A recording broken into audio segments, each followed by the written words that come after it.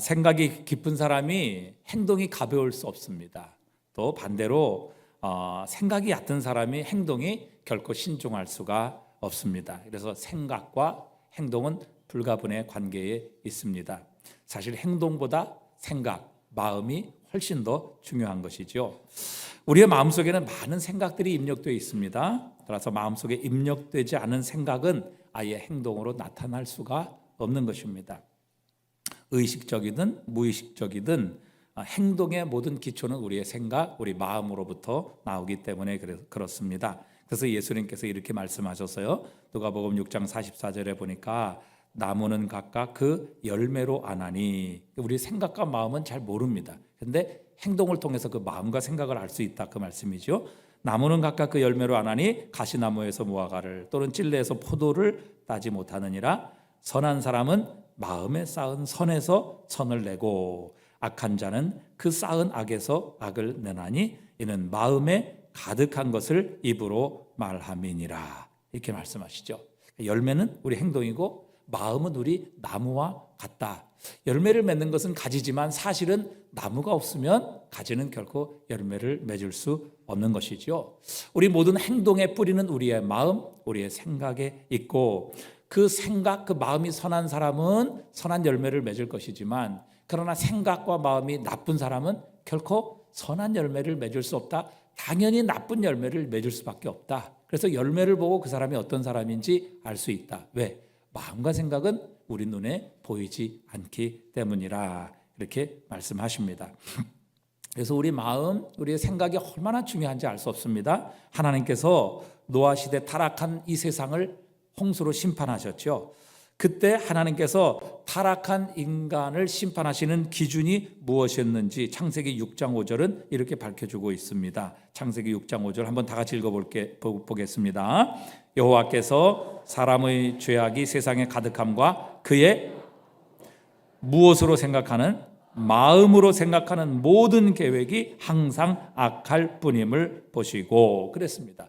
왜 세상이 타락했는가? 왜 심판을 받아야만 했는가? 그들의 마음과 생각이 항상 악했다. 그래서 그 나타나는 결과인 행동들도 죄였고 악한 것이기 때문에 이 세상이 죄악으로 가득 차게 되어서 결국 하나님의 심판을 받았다.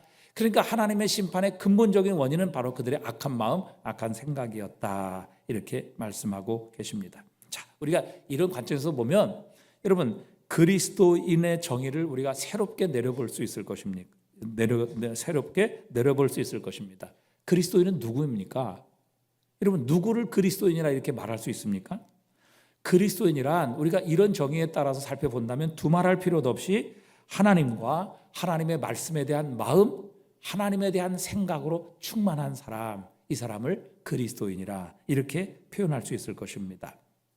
여러분 하나님에 대한 생각이 하나도 없다, 하나님에 대한 마음이 전혀 없다, 혹은 하루 종일 살아가면서 하나님에 대한 생각, 하나님의 말씀에 대한 생각을 한 번도 한 적이 없다. 여러분 이런 사람을 과연 그리스도인이라 하나님의 사람이라 이렇게 정의할 수 있겠습니까? 그 마음과 생각 속에 하나님이 전혀 없고 또 하나님의 말씀이 전혀 담겨 있지 않은 사람을 가리켜서 우리는 하나님의 사람이라, 그는 구원받은 그리스도인이라 이렇게 결코 정의할 수 없을 것입니다. 여러분 그리스도인이 누구입니까? 예수 믿는 사람이 누구입니까? 바로 예수님, 하나님 생각으로 가득 차 있는 사람, 하나님의 말씀이 우리의 마음 생각에 담겨 있는 사람이라 이렇게 정의할 수 있습니다. 자, 그래서 주님께서는 2000년 전에 주님이 승천하신 후에 성령을 보내실 것을 예언하시면서 이렇게 성령의 사역을 말씀하셨습니다. 요한복음 14장 26절 한번 보겠습니다. 같이 읽어봅니다. 보혜사 곧 아버지께서 내 이름으로 보내실 성령, 그가 너에게 모든 것을 가르치고 내가 너에게 말한 모든 것을 뭐하게 하시리라? 생각나게 하시리라. 성령께서 하시는 일이 무엇인가? 예수님을 생각나게 하시고 예수님께서 가르치신 그 말씀을 생각나게 기억하게 하시는 그 사역이 바로 성령님의 역할이다. 그래서 우리로 하여금 그 생각, 그 마음속에 있는 하나님 주님의 말씀을 따라, 주님이 가르쳐 주신 말씀을 따라 살아가도록 우리를 도와주시는 분, 그분이 바로 성령님이시다 이렇게 말씀하고 계십니다. 그래서 성령님께서는 구원받은 그리스도인들에게 주님의 말씀이 생각나도록 하십니다. 매일 주님의 말씀을 생각하면서 사는 삶과 주님의 말씀을 한 번도 생각하지 아니하고 내 탐욕, 내 욕심, 내 정욕의 마음과 생각을 가지고 살아가는 삶이 여러분 결코 같을 수는 없지 않겠습니까? 자, 그렇다면 누가 성령 충만한 사람일까요? 청산유수 같은 기도를 못해도 사람의 눈에 두드러지게 인정받지 못할지라도 매사에 우리 주님을 생각하며 주님의 말씀을 마음과 생각 속에 담고 사는 사람, 이 사람이 진정 성령 충만한 사람 아니겠습니까? 뭐 방언을 하고 기적을 하고 능력을 행한다 할지라도 그 생각 그 마음속에 전혀 하나님, 우리 주 예수 그리스도가 없다고 하면 우리는 그 사람을 결코 성령 충만한 사람 이렇게 부를 수 없을 것입니다. 우리가 정말 하나님에 대한 생각, 예수 그리스도의 말씀으로 우리의 생각, 우리의 마음이 충만해져 있다면 우리는 그리스도 예수와 어디서든지 무엇을 하든지 어느 때든지 우리 주님과 동행하는 삶을 살아가게 될 것입니다. 그리고 정말 누가 뭐라고 강요하지 않아도 우리는 정말 주님이 기대하시고 기뻐하시는 아름다운 열매, 생명의 열매, 선한 열매를 맺으며 살게 될 것입니다. 그러나 내가 주님의 말씀을 내 마음속에 채우지 않는다면 주님의 성령께서 우리를 도우시려 할지라도 도우실 수가 없을 것입니다. 아니, 내 마음속에 주님의 말씀이 있어야 그 말씀을 생각나게 하시고 기억나게 하시지 않겠습니까? 자, 그래서 여러분 바울이 로마서에서 중요한 말씀을 했어요. 자, 믿음은 뭐에서 나요? 네? 들으면서 나고, 들음은 무엇으로부터 나요? 그리스도의 말씀으로 말미암는지라 했어요. 그러니까 그리스도의 말씀을 들어야 믿음이 생기고 그 믿음을 통해서 우리는 예수 그리스도를 믿음으로 구원을 받는다 그 말이죠. 여러분, 말씀을 듣는 것이 얼마나 중요합니까? 말씀을 들어야 우리 속에 말씀이 새겨지고 그 말씀이 우리 속에 남아있는 것이죠. 그때 성령께서 우리 안에 역사하셔서 그 말씀이 생각나게 하시고 기억나게 하셔서 우리로 하여금 그 말씀대로, 그리고 그 말씀이 따라가는 길로, 말씀이 우리를 제한함으로 말미암아 더 이상 우리가 죄악의 길로 들어서지 않도록 성령님께서 우리 속에서 역사하시고 은혜를 베푸시는 겁니다. 그런데 여러분, 우리 속에 말씀이 없다면 전혀 성령께서 우리를 생각나게 하시려 할지라도 그 말씀이 없는데 무엇을 생각나게 하시겠습니까? 안타까운 일은 가끔 이렇게 말씀을 전할 때 보면 하나님의 말씀이 전혀 그 마음속에 들어가지 않는 분을 보게 됩니다. 말씀이 오히려 튕겨나오고 전혀 말씀에 관심이 없으신 이런 분들을 보게 됩니다. 말씀을 잘 받아들이지 않아요. 말씀을 사랑하지 않는 것이죠. 말씀을 들으려 하지 않아요. 여러분, 그런 분에게 어떻게 말씀이 들어가며 말씀이 그 마음속에 담기겠습니까? 그래서 늘 저는 기도합니다. 하나님, 그분들의 마음의 문을 열어주셔서 정말 우리의 생명이시고 우리의 이 영의 양식이 되는 하나님의 말씀을 받아들일 수 있도록 도와주세요. 하나님, 들을 수 있는 귀를 열어주세요. 그래야 하나님의 말씀이 들리고 받아들여져서 우리 안에 믿음이 생기고 성령께서 내 안에 있는 그 말씀을 생각나게 하셔서 결국 우리로 하여금 생명의 길로 인도해 주시는 것이지요. 하나님께서는 구약시대에 율법을 통해서 이스라엘과 언약을 맺으셨습니다. 하나님께서 나는 너희의 하나님이 될 것이고 너희는 내 백성이 되리라 선언하셨어요. 여러분, 이게 얼마나 큰 특권입니까? 온 천지 만물을 창조하신 하나님, 무소부지하신 하나님, 하시지 못할 일이 없으신 위대하신 하나님, 전능하신 하나님께서 나의 하나님이 되시고 내가 그의 백성이 된다는 이 특권은 세상 어느 백성, 어느 민족에게도 하나님께서 주신 일이 없습니다. 그런데 이스라엘 백성들에게 찾아오셔서 하나님께서 무조건적으로 이스라엘에게 이 놀라운 약속을 주신 거예요. 아브라함을 찾아오셨고 이삭, 야곱, 그리고 결국에는 이스라엘에게 찾아오셔서 이 놀라운 언약을 주셨습니다. 자, 내가 너희의 하나님이 될 것이고 너희는 내 백성이 될 것이야.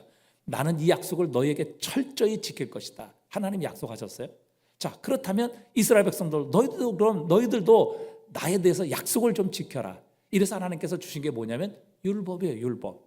그래서 그 율법을 잘 지킴으로 하나님과의 언약을 잘 지켜가고, 하나님과의 언약을 깨뜨렸을 때는, 죄를 지었을 때는 율법의 속죄를 통해서 결국 하나님과의 이 깨어진 관계를 다시 회복할 수 있도록 하나님께서 이 모든 것을 언약을 맺어 주셨어요.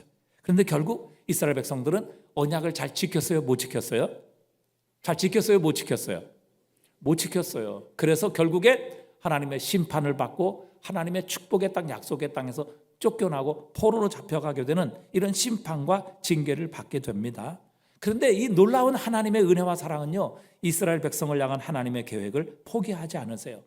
하나님의 나라를 이 땅에 이루어 가시고 이 땅을 하나님의 나라로 만들어 가시겠다는 이 하나님의 위대한 하나님의 꿈을 결코 접으시지 않으셨다는 사실입니다.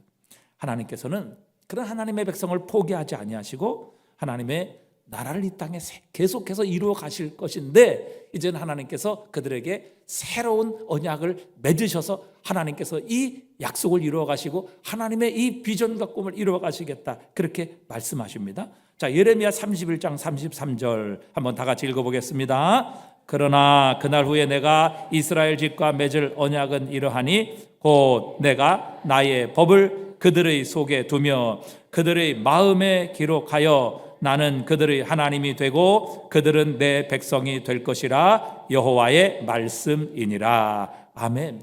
여러분, 하나님의 언약은 동일해요. 바뀌지 않았어요. 나는 너희 하나님이 될 것이고 너희는 내 백성이 되리라. 그런데 이스라엘 백성들은, 하나님은 이스라엘 백성들을 향하여 신실하게 약속을 지키셨어요. 한 번도 하나님은 그 약속을 깨뜨리신 적이 없어요. 그러나 이스라엘 백성은 늘 하나님과의 언약 율법을 깨뜨렸고 결국에는 실패했어요. 그래서 그들은 징계와 심판을 받아 하나님의 약속의 땅에서 쫓겨나게 되었죠. 그런데 하나님께서는 이 하나님과 이스라엘 백성과의 언약을 결코 포기하지 않을 것이다. 자, 예레미야 31장 33절을 다시 한번 보여주세요. 여기 보면 그날 후에 내가 이스라엘 집과 맺을 언약은 이러하니, 이게 새 언약인데, 새 언약이라는 것은 이전의 언약을 전제하는 것이죠. 자, 새 언약이 무엇인가? 내가 나의 법을 그들의 어디에 두어요? 어디에 기록해요? 자, 이전에 하나님이 맺으신 율법의 언약은 어디에 기록되어 있어요? 어디에 기록하셨어요? 네? 손에 기록하셨어요? 어디에 기록하셨죠? 아니, 이전의 율법을 어디에 기록하셨어요? 네, 돌판에 기록하셨잖아요. 모세를 통해서 돌판에 그 율법을 기록해 주셨어요. 자, 그런데 이스라엘 백성은 그 하나님과의 언약을 지킬 능력이 없었어요. 마음이 없었다고요. 그럴 힘이 없었어요.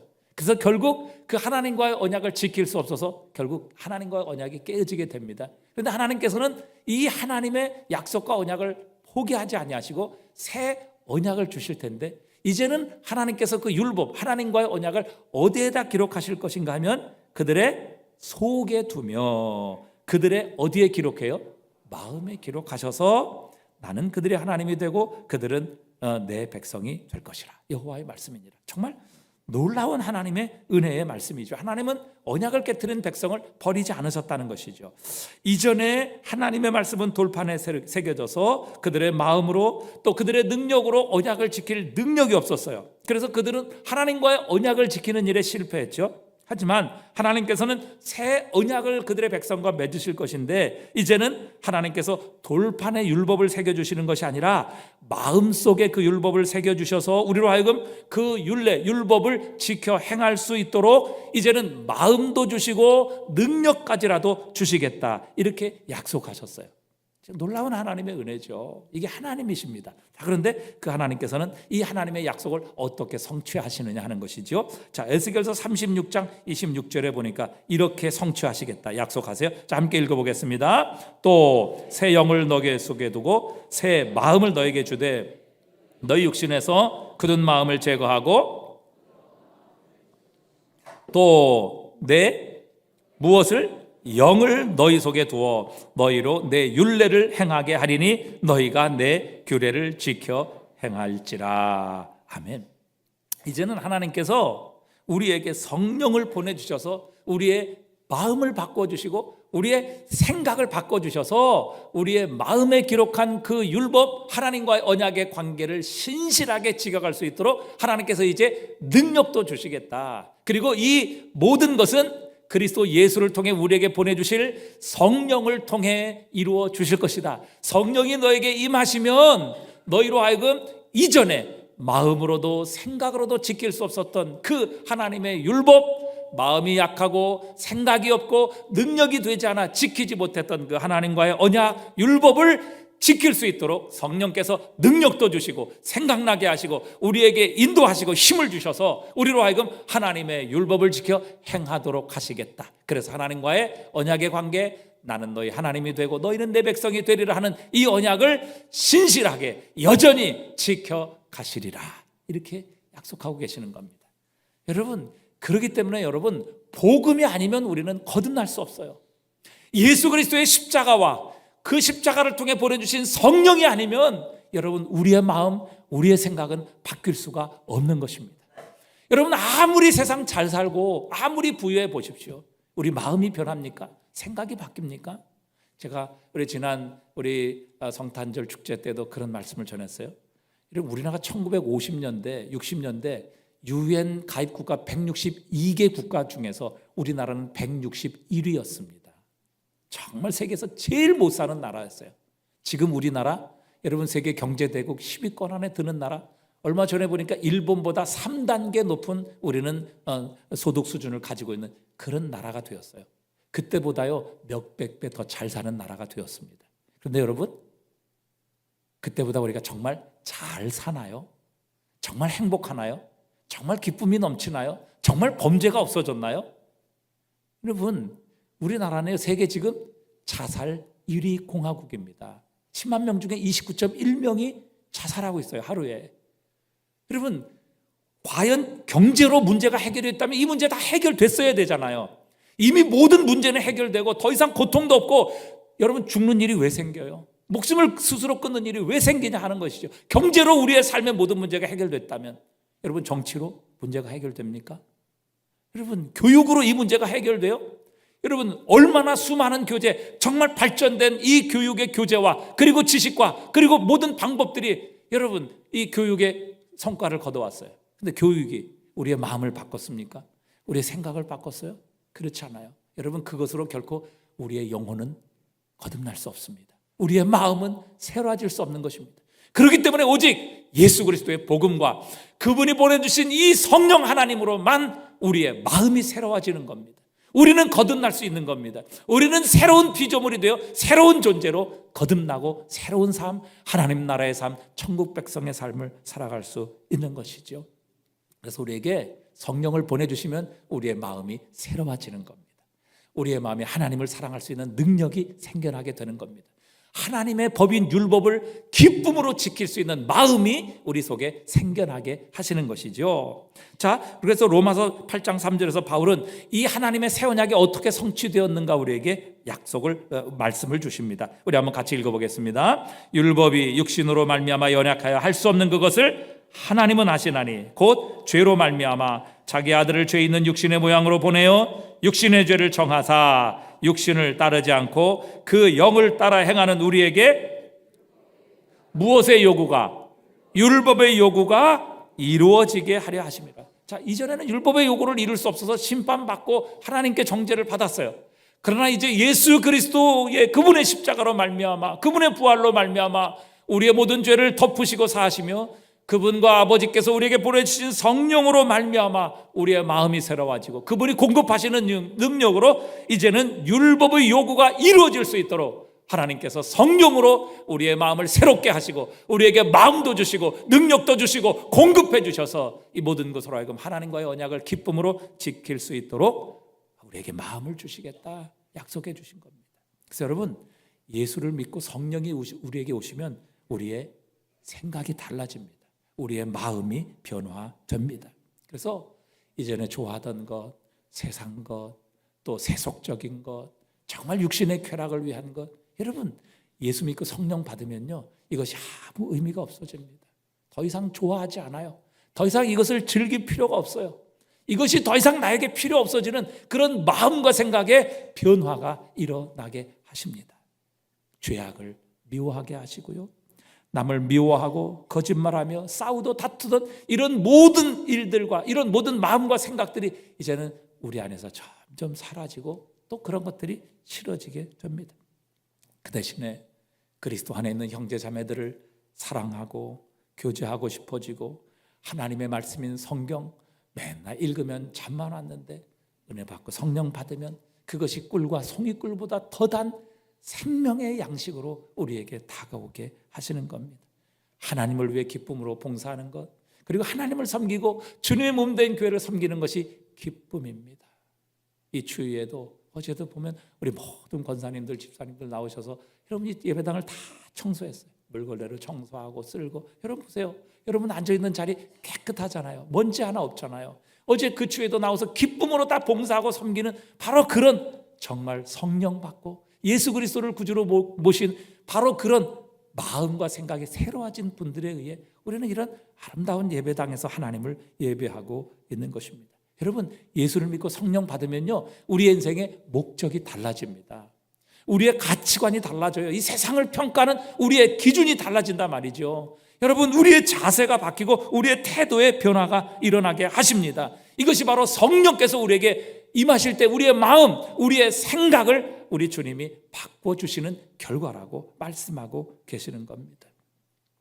오늘 본문에서 주님께서는 하나님을 믿는다고 하면서도 모든 삶의 우선순위를 자신에게 두느라 가난하면 가난한 대로, 부유하면 부유한 대로 세상의 것들에 얽매여 근심과 걱정과 염려에서 벗어나지 못하는 인간들을 향해 주님께서 이렇게 말씀하세요. 28절에도 보니까 그렇게 말씀하시죠. 생각하여 보라. 너희가 너희 의복을 위하여 염려하느냐? 들의 백합을 보라. 어떻게 자라는가? 생각해 보라. 좀 생각 좀 해보라고 이렇게 명령하시는 겁니다. 이 생각해 보다라는 헬라어 원어는 관찰하다, 숙고하다, 자세히 살펴보다라는 거예요. 그러니까 저 공중에 나는 새 한번 자세히 관찰해 보라. 한번 심사숙고해 보라. 자, 저 공중에 나는 새가 1년 먹을 양식 창고에 쌓아두며 살아가느냐? 아니면 봄에 자기가 먹을 양식을 씨를 뿌리며 살아가느냐? 결코 그렇지 않지 않느냐?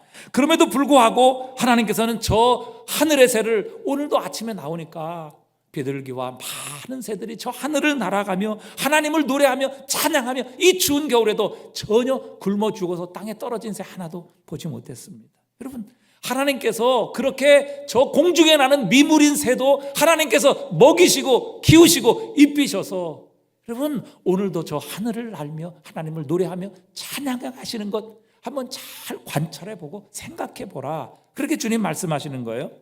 여러분, 인간의 신체 변화를 한번 생각해 보십시오. 자세히 관찰해 보십시오.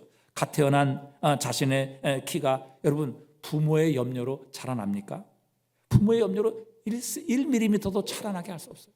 저도 어릴 때 좀 키가 컸으면, 이거보다 한 10cm 정도 컸으면 좋았을 텐데, 내가 이쪽으로 안 오고 좀 다른 곳으로 갔을 텐데, 이런 생각도 했었습니다. 근데 아무리 걱정하고 염려해도 1mm도 내 걱정 따라서, 염려 따라서 커지지 않더라고요.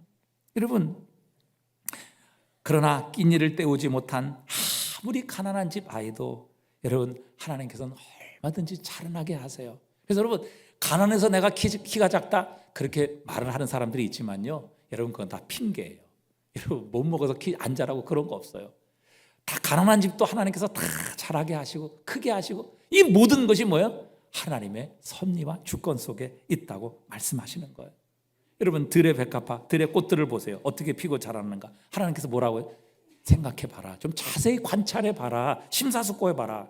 꽃이 아름다운 물감을 구하러 다니기 위해 수고를 하거나 직접 실을 싸서 자신의 그 꽃의 색깔을 내는 거 너 봤느냐? 날아다니는 새들과는 달리 꽃은 제자리에 가만히 있으면서도 뭐 먹이 이런 거 구하지 않잖아요. 꽃도 그런데 놀라운 꽃, 아름다운 꽃을 피우지 않습니까? 그런다고 그 꽃이 여러분 땅에 움직이지 않고 그 자리에 뿌리를 내리고 꽃이 피운다고 해서 그 꽃이 볼품이 없습니까? 아니에요. 정반대예요. 오늘 29절에 보니까 그러나 내가 너에게 말하노니 솔로몬의 모든 영광으로도 입은 것이 이 꽃 하나만 갖지 못하였느니라. 오늘 있다가 내일 아궁이에 던져지는 들풀도 하나님께서 이렇게 입히시거든 하물며 너희일까 보냐 믿음이 적은 자들아.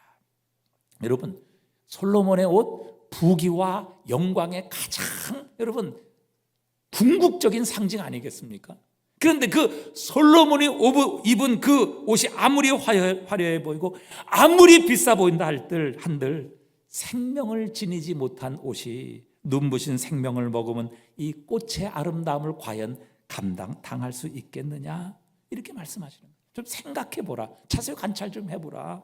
하지만 그렇다고 해서 꽃이 천년만년 피어 있는 것 아니지요. 오늘 눈부시게 피어 있다가 내리면 시들어 아궁에 던져질 이 들풀도, 우리가 걸음 하나 주지 아니하고 우리가 길쌈 하나 하지 않는 이 들풀의 들꽃도 하나님께서 이렇게 아름답게 입히신다면, 하나님께서 가장 아끼고 사랑하는 독생자까지 내어주시며 그 핏값으로 사신 하나님의 아들, 딸들 하나님께서 먹이시지 않겠느냐, 입히시지 않겠느냐, 돌보시지 않겠느냐, 공급하시지 않겠느냐, 자세히 좀 생각해 보라.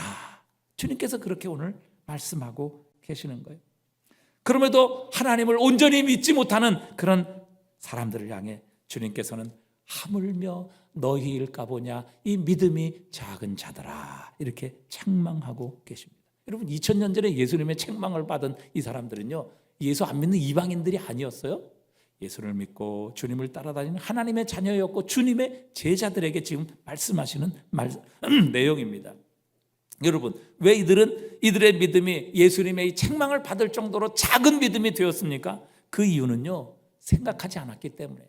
저 하늘에 날아가는 새 자세히 관찰하지 않았고, 저 들에서 피는 들국화, 백합화, 그거 자세히 생각하고 자세히 관찰하지 않았기 때문에 믿음이 없이 세상 것으로 인하여 염려하며 걱정하며 근심하며 살았다는 것입니다. 그래서 주님께서 말씀하시는 거예요. 생각하여 보라. 6장 읽지 않았습니다는 6장 31절부터 보면요, 그러므로 염려하여 이르기를 무엇을 먹을까, 무엇을 마실까, 무엇을 입을까 하지 말라. 이는 다 누가 구하는 것이에요? 이방인들이 구하는 것이라. 너희 하늘 누구? 아버지께서 이 모든 것이 너희에게 있어야 할 줄을 아시느니라. 그런즉 너희는 먼저 그의 나라와 그의 의를 구하라. 그리하면 이 모든 것을 너희에게 더하시리라. 여러분, 생각해 보세요. 나에게 있어서 과연 필요한 것이 무엇인지를 알지 못하시는 아버지 하나님이시라면, 여러분, 어떻게 그런 분이 천지를 창조하시고 우리의 모든 것을 아시며 우리의 기도에 응답하시고 우리의 필요를 채우실 수 있는 우리의 아버지가 되실 수 있으시겠느냐 하는 것입니다. 여러분, 아이를 낳아본 부모는요, 이 아이에게 필요한 것이 아이보다 부모가 훨씬 더 잘 안다는 것을 알아요. 아이가 뭘 알겠습니까? 그들이 달라고 하는 것이 정말 자기들에게 필요한 것인지 그 아이들이 알아요. 그러나 여러분, 부모는, 그 자식을 낳은 부모는 이 아이에게 정말 필요한 것이, 정말 유익한 것이 무엇인지를 가장 잘 아는 게 부모예요. 하물며 나를 창조하시고 나를 구속하신 아버지 하나님께서 내가 필요한 것을 나보다 더 잘 아시지 않겠느냐, 생각해보라. 그렇게 말씀하세요. 여러분, 내가 원하는 것이 지금 주어지지 않았다면 그것은 나를 나보다 더 사랑하시는 하나님, 나를 가장 잘 알고 계시는 하나님께서 첫 번째 나에게 필요하지 않던지, 두 번째 아직 나의 때가 이르지 않았던지, 여러분, 이 둘 중에 하나일 거예요. 여러분, 이처럼 우리를 천지 창조하시고 나를 위해 독생자까지 내어주신 하나님을 생각하면, 하나님께서 우리에게 약속하신 그 언약을 생각하면, 이 자연 만물과 온 세상을 오늘도 통치하고 다스리시며 저 공중에 나는 새를 먹이시고 저 들의 백합화를 입히시는 그 하나님을 생각하면, 여러분, 우리는 모두 우선순위를 자신에게 둠으로 말미암아 늘 환경과 상황에 짓눌려 사는 이방인의 삶에서 얼마든지 벗어나 정말 우리가 이 땅에서 걱정과 염려 없이 하나님을 믿으며 신뢰하며 그 하나님의 공급하심을 믿으며 우리가 이 땅에서 결코, 여러분, 이 세상 사람들이 하는 염려와 걱정, 두려움에 짓눌려 살지 아니하고 우리 하나님이 주는 참된 자유와 기쁨과 소망을 가지고 살아갈 수 있는 이 놀라운 은혜와 특권이 우리에게 주어져 있고 우리에게 이미 하나님께서 이것을 보장해 주셨다는 것을 우리는 생각할 때에 우리의 삶은 달라질 수 있게 되는 것입니다. 그래서 오늘 본문의 말씀은 이렇게 마무리되고 있습니다. 6장 34절에 보니까요, 그러므로 내일 일을 위하여 뭐 하지 말라? 염려하지 말라. 내일 일은 내일이 염려할 것이요 한날의 괴로움은 그날로 족하니라. 여러분, 내일 일을 염려하지 말라, 이 말씀은 무슨 일이에요? 무슨 말씀이에요? 여러분, 내일 일은요, 내일을 허락하신 하나님께서 책임져 주신다는 거예요. 여러분, 우리가 내일을 열 수 있습니까? 우리가 마음대로 내일을 선택하고 결정할 수 있어요? 그렇지 않아요. 내일은요, 하나님이 주셔야만 우리가 내일을 맞이할 수 있는 겁니다. 여기 가운데 어느 누가 나는 내일 확실히 있을 수 있어 장담할 수 있는 분 있어요? 그렇지 않아요. 하나님이 허락해 주셔야, 하나님께서 보내주셔야 우리는 내일을 나의 것으로 누리며 살아갈 수 있게 되는 것입니다. 여러분, 그렇게 내일을 허락해 주셨다면 그 내일을 허락해 주신 주님께서 내일을 살아갈 힘, 내일에 필요한 모든 것들을 공급해 주셔서 내일 또한 살아가게 하시는 분이 우리 하나님이시라, 그렇게 말씀하세요. 여러분, 하나님께서 이스라엘 백성들을 홍해 앞으로 인도하셨다면 여러분, 홍해를 갈라서 건너게 하시든지 아니면 뭐 거기에서 홍해를 걸어서 건너가게 하시든지 여러분, 하나님께서 인도해 주지 않겠어요? 하나님께서 이스라엘을 홍해로 인도하시면서 그 홍해에 빠져 죽게 이스라엘을 거기로 인도하셨겠어요? 그거 모르셔서 거기로 인도하셨겠느냐 하는 것이죠. 그러니까 우리 하나님께서 그렇게 말씀하시는 거예요. 야, 생각 좀 해봐라. 내가 너를 홍해로 인도했다면 분명히 하나님의 뜻이 있지 않겠느냐? 홍해가 갈라지든지 아니면 홍해를 걸어서 건너든지, 야, 내가 그 애굽의 그 억압과 압제에서 너희를 구원하여 가나안 땅으로 인도하겠다고 약속했는데 너희를 홍해로 인도했다면 분명히 하나님의 계획, 하나님의 뜻, 하나님의 생각이 있지 않겠느냐? 생각 좀 해봐라. 그런데 이스라엘 백성들은 어떻게 했어요? 생각 안 하니까 원망하고 불평했어요. 하나님, 우리 죽이려고 여기까지 인도했다. 아니, 그럼 왜 이스라엘 백성을 구원했어요? 그냥 거기에 놔두시지. 여러분, 하나님께서 이스라엘 백성들을 광야로 들여보내셨다면 여러분, 그 광야에서 메추라기와 만나에 매일 하나님의 기적과 능력을 통해서 그것 먹이셔서 그들을 광야 통과하시지 않게 하겠어요? 아니, 그렇게 놀라운 기적과 능력, 홍해를 가르는 하나님의 놀라운 위대한 능력을 그렇게 나타내시면서 여러분, 광야까지 데리고 왔는데 거기서 굶어 죽게 하시겠느냐 하는 거예요. 좀 생각 좀 해보라, 그렇게 말씀하고 계시는 거예요. 결국 어떻게, 하나님께서는 매일의 만나를 통해서 하나님께서 하늘에서 만나를 내려주세요. 그래서 이 모든 양식을 주시는 분은 하나님이시라는 것을 깨닫게 하시고 철저히 하루하루를 하나님 의지하지 않고는 살아갈 수 없는 존재라는 것을 이스라엘 백성들에게 각인시켜 주시는 거예요. 그래서 결국 그 가나안 땅의 모든 40년의 여정을 통해서 굶어 죽은 사람, 옷이 떨어지고 신발이 부르터서 그렇게 해서 죽은 사람 한 사람도 없었어요. 죄지어서 다 죽었지 하나님께서 공급하시지 않아 굶어 죽은 사람 한 사람도 없다는 사실입니다. 자, 그래서 주님께서 말씀하시는 거예요. 내일 일을 염려하지 말라. 왜? 내일을 하나님이 주셨다면 내일 살아갈 힘도 주신다. 내일 살아갈 모든 필요도 공급해 주신다. 왜? 내일을 주신 분이 하나님이시기 때문에. 내일은 내가 선택할 수 없어요. 내가 가져올 수 없는 겁니다. 내 마음대로 내일 살자 이렇게 할 수 없는 것이고, 하나님께서 주셨다면 그 주신 하나님께서 내일을 살 힘을 주시겠다, 공급해 주시겠다, 생명을 주시겠다, 그렇게 하나님께서 말씀하시는 거예요. 자, 그렇기 때문에 여러분, 내일을 책임져 주시지 않을 것 같으면 하나님께서 구태여 내일을 우리에게 주실 필요가 없어요. 그렇기 때문에 근심에 잡혀 밤새 뜬 눈으로 안절부절하지 말라. 내일 걱정 왜 하느냐? 하나님이 내일 주신다면 그 주신 하나님께서 내일 살 힘도 주시리라. 이 생각을 가지고 믿음을 좀 가지라. 왜 세상과, 하나님 없는 세상과 그렇게 똑같이 살아가느냐? 주님께서 책망하시는 거예요. 자, 그런데 이렇게 말씀하시죠. 내일 일은 내일 염려할 것이요, 내일 일은 내일이 염려할 것이요, 한날의 괴로움은 그날로 족하니라. 우리에게 이런 의문이 드는 거예요. 아니, 하나님께서 책임져 주신다고 해서 책임져 주시면 아니 고난이나 어려움 이런 건 좀 없어야 되지 않느냐. 그런데 또 뭐라고 말씀하시는가 하면 내일 일은 내일이 염려할 것이요, 내일에도 염려가 있다는 겁니다. 걱정이 있다는 겁니다. 또 한날의 괴로움은 그날도 족하니라, 이렇게 말씀하십니다. 정말 우리가 살아있는 동안 여러분, 걱정과 근심, 염려는 우리의 괴로움은 우리의 삶에 있기 마련입니다. 자, 우리가 여기서 한 가지 되물을 수밖에 없습니다. 자, 하나님께서 책임져 주신다면 아예 고난이나 괴로움 이런 것도 좀 없어야지. 우리를 하여금 살아있게 하시고 거기에다가 고난과 괴로움은 또 겪게 하시는 이유가 무엇인가? 이런 의문을 가질 수 있어요. 자, 이 질문에 대한 하나님을 이미 2000년 전에 하나님께서 바울을 통해 우리에게 대답해 주셨어요. 자, 로마서 8장 18절 말씀입니다. 같이 읽어보겠습니다. 생각하건대, 뭐하건대? 생각하건대 현재의 고난은 장차 우리에게 나타날 영광과 비교할 수 없도다. 아멘. 자, 여기서 가장 중요한 구절이 생각하건대, 생각을 좀 해보라는 것이죠. 자, 여러분 생각해 보십시오. 내가 하나님의 자녀이고 하나님을 믿는데도 고난이 있고 삶의 고통이 있다면 하나님께서 무능하시기 때문일까요? 독생자까지 나를 위해 십자가에 버려주셔서 나를 하나님의 자녀 삼아주신 하나님께서 나를 사랑하시고 아끼지 않으시기 때문일까요? 과연 하나님께서 나를 버리시고 포기하셨기 때문에 나의 삶에 고난이 있고 역경이 찾아오는 것일까요? 여러분, 나를 구원하시기 위해서 그분의 독생자까지 주신 하나님께서 결코 그럴 리가 없습니다. 주님이 모르시는 일은 우리에게 일어날 수 없어요. 여러분, 참새 한 마리도 하나님의 허락 없이는 땅에 떨어지지 않는다고 그랬잖아요. 우리의 머리카락까지라도 세심받으시는 그 주님께서 하나님이 모르시는데 우리의 삶에 일어난다? 이런 일은 있을 수가 없는 거예요. 그럼에도 불구하고 우리의 삶에 고난이 있고 역경이 있다? 이게 분명히 하나님의 뜻이 있다는 것이죠. 우리를 사랑하지 않으셔서도 아니고 우리를 버리시거나 떠나셔서도 아니라는 겁니다.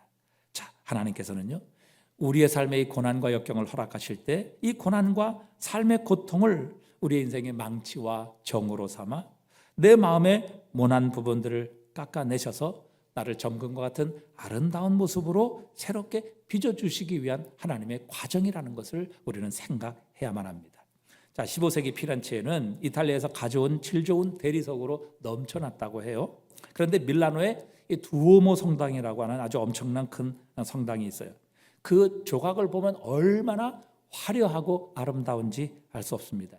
근데 그 두오모 대성당에 거대한 대리석 덩어리 하나를 가지고 왔어요. 40년간이나 그런데 그 대리석, 엄청난 대리석 덩어리가 버려진 채 그 두오모 성당 앞에서 뒹굴고 있었습니다. 원래 이 돌은 디두치오라는 조각가가 두오모 성당의 예언자, 그 선지자 이 사도들 그 조각이 다 되어 있는데 예언자 조각상을 만들기 위해 준비한 것이었는데 대작을 만들지도 못하고 이 사람이 포기를 해버렸습니다. 또 여러 사람이 이렇게 달려들어서 해보려고 하는데 여러 사람의 이 작업을 거치면서 작품을 만들기가 너무 어려워서 결국 모든 사람들이 그 어마어마한 큰 돌을 작품으로 만든 일을 포기했어요. 그런데 결국 26살의 새내기 미켈란젤로가 이 돌덩어리를 보았습니다. 그리고 이 돌덩어리 속에서 이 미켈란젤로가 무엇인가를 생각하기 시작했어요. 그 돌덩어리를 통해서 상상하기 시작했습니다. 그리고 다른 돌을 붙이거나 합치지 않고 이 돌만 가지고 작품을 만들겠다, 이렇게 미켈란젤로가 공언을 했습니다. 그는 자신이 상상해낸 그 인물을 머릿속에 그리며 그 돌에 필요 없는 부분을 망치와 정과 끌 같은 도구로 깎아내기 시작했습니다. 그래서 자신이 그려놓은 그 인물, 자신이 상상하고 생각한 그 인물을 만들어내기 위해 필요 없는 부분을 깎아내기를 3년이라는 시간을 지낸 후에 마침내 이 돌덩어리에서 5m가 넘는 소년 하나를 끄집어내게 됩니다. 그 소년이 누구일까요? 여러분, 우리가 잘 아는 이 미켈란젤로의 다빈치 상입니다. 여러분 보신 적이 있으시죠? 자, 저 상입니다. 5m가 넘는 상인데 저게 나치로 되어 있기 때문에 조금 이제 모자이크 처리를 하긴 했습니다. 또 그것만 보시네. 그것만 보시지 말고 저게 엄청나게 큰 돌덩어리를 미켈란젤로가 하나하나 깎아내기 시작했어요. 어떤 부분을? 필요 없는 부분을, 쓸모없는 부분을 그렇게 깎아내고 다듬고 또 망치로 깨트리고 해서 결국에 그 돌덩어리에서 나온 것이 저 다비드상이에요. 다윗상이라고요. 여러분, 그 돌덩어리에서 어떻게 저 아름다운 세계 최고의 걸작인 저 다윗상, 다비드상이 나올 수 있겠어요? 미켈란젤로가 깨트린 거예요. 깎아낸 거예요. 필요 없는 부분, 자기가 그리고 자기가 상상했던 그 다윗을 만들어내기 위해 그 다윗에게 필요 없는 모든 부분들을 정으로, 망치로, 끌로 깎아내고 긁어내서 결국에는 저 돌 가운데서 아름다운 5m가 넘는 저 엄청난 다윗상을 만들어낸 것입니다. 여러분, 하나님께서도 마찬가지예요. 하나님께서는 우리의 모습을 보고 상상하고 계시는 분이 계십니다. 우리의 모습을 보고 하나님이 그리고 계시는 바로 한 분이 계시다는 사실입니다. 로마서 8장 29절입니다. 우리 한번 읽어보겠습니다. 하나님이 미리 아신 자들을 또한 누구의 형상을 본받기 위하여? 그 아들의 형상을 본받게 하기 위하여. 그러니까 여러분, 하나님께서는 우리를 보시고 하나님의 아들 예수 그리스도를 지금 생각하고 상상하고 계시는 겁니다. 그래서 그 아들 예수 그리스도의 형상과 그 모습을 닮아가시게 하시기 위해서 하나님께서 뭐예요? 이 고난과 위기와 아픔, 이 모든 어려움, 이 재난을 통해서 우리로 하여금 필요 없는 부분들을 깎아내시는 거죠. 하나님께서 깨트리시는 겁니다. 정말 필요 없는 부분, 정말 있어서는 안 되는 부분, 그리고 전혀 이 하나님 그리스도 예수의 형상에 도움이 되지 않는 부분들을 하나님께서 이 고난과 어려움, 역경을 통해서 우리로 하여금 깨트려 나가게 하시고, 결국에는 그 마지막에 영광스러운 그리스도 예수의 모습으로 우리를 만들어 가시는 것이 우리를 향한 하나님의 목적이라는 것입니다. 그래서 현재의 고난은 장차 우리에게 나타날 영광과 비교할 수 없도다. 우리는 결국 예수 그리스도의 아름다운 영광스러운 모습으로 변화되는 날이 우리에게 오게 하실 것입니다. 여러분, 하나님께서 지금 이 생각과 이 상상을 가지시고 오늘도 우리의 삶을 빚어가고 계시는 거예요. 그래서 여러분, 아픔이 있고 고난이 있고 역경이 있다면, 하나님께서 이거 깨트려 가시는구나, 이거 필요 없다고 하시는구나. 여러분, 우리가 하나님의 뜻을 깨닫고 순종하면 우리는 빨리 더 아름답고 더 완벽한 예수 그리스도의 모습으로 성장하고 성숙해가는 거룩한 그리스도인으로 날마다 새로워지고 변화되어 가는 역사가 일어나게 될 것입니다. 여러분, 그러나 우리가 정말 생각하지 않는 그저 습관적인 종교인으로 살아가게 된다면, 여러분, 천지를 창조하신 하나님을 믿는다고 하면서도 우리는 흔들리는 갈대처럼 우리의 상황, 우리의 여건, 우리의 조건에 의해서 일희일비하는, 여러분, 우리의 모습을 드러낼 수밖에 없을 거예요. 그때 주님께서는 믿음이 작은 자들아, 이렇게 책망하며 우리를 보시지 않겠느냐 하는 것입니다. 여러분, 이제 우리는 다음 주면 2026년을 맞이합니다. 제가 여러 성도들을 만나보고 말씀을 들어보니까 2026년 전혀 경제적으로 밝지 않아요. 다 힘들다고 하세요. 우리나라 지금 기업이 잘 된다고 하는데 사실 몇 개밖에 없다고요. 조선, 반도체, 방산, 이런 거 몇 개 외에는요, 우리나라 모든 경제가 지금 침체되어 있어요. 특별히 자영업자들, 또 장사하시는 분들 너무 힘들다고 그렇게 이구동성으로 말씀하세요. 여러분, 2026년 절대 우리 경제는 밝지 않아요. 여러분, 북한은 핵무기로 우리나라와 전 세계를 위협하고 있습니다. 미국은 관세 문제로 전 세계 경제를 지금 어렵게 만들고 자기네 나라 잘 되도록 이렇게 지금 만들어가고 있습니다. 중국과의 갈등이 있죠. 국제 정세는 한치 앞을 내다볼 수 없습니다. 태국과 캄보디아는 100년 동안 지금 전쟁하고 있어요. 러시아와 우크라이나 언제 전쟁 끝날지 모릅니다. 중국과 대만, 일본의 문제, 여러분, 이 모든 것이 결국 우리의 경제, 우리의 국제, 우리 나라를 지금 2026년 앞두고 있는 우리의 문제. 여러분, 이런 문제를 앞두고 2026년을 바라보면요, 2026년은 절대 낙관적이지 않아요. 그러나 여러분, 한번 생각해 보십시다. 한번 생각해 보자고요. 어느 해치고 여러분 문제 없었던 해가 있습니까? 우리가 2025년을 시작하면서도 얼마나 많은 문제가 있었는지 알 수 없어요.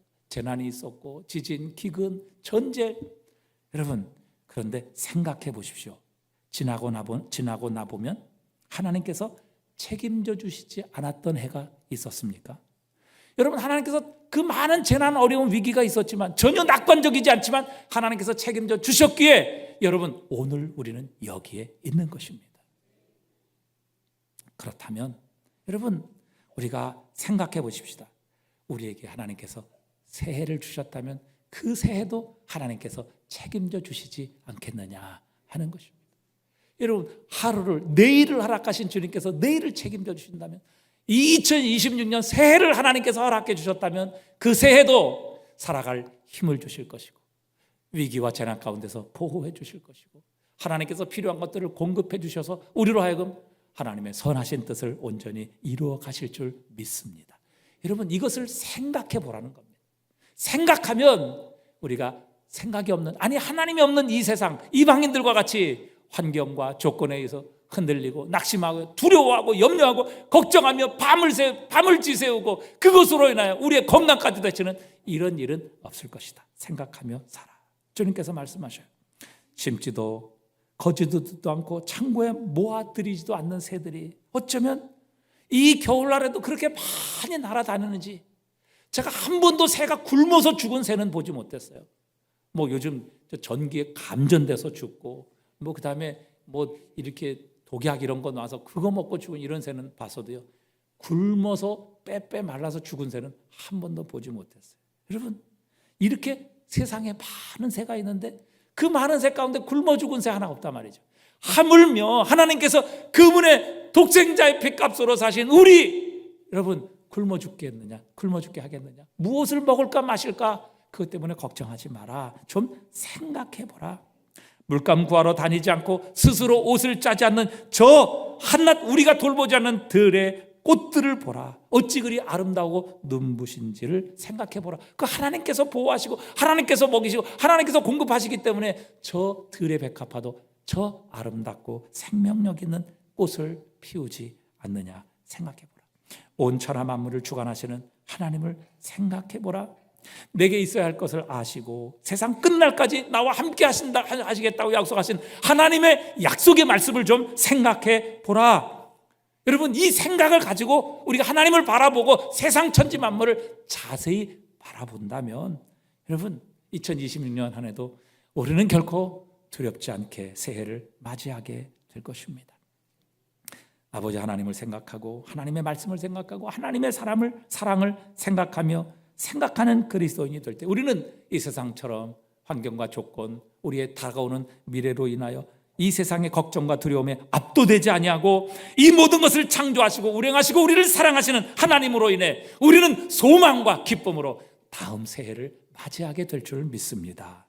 그리고 언제든지 어떤 상황에서든지 우리의 삶의 우선순위를 하나님께 먼저 드리십시다. 그렇게 되면 이 모든 것을 너에게 더하시리라고 하신 이 약속의 축복의 주인공이 되게 해 주실 것입니다. 그때 폭풍이 불어 닥쳐도 눈보라가 몰아쳐도 하나님께서 반드시 그 모든 것을 합력하여 선을 이루시며 우리를 향하신 하나님의 복되신 뜻을 이루어 주실 것입니다.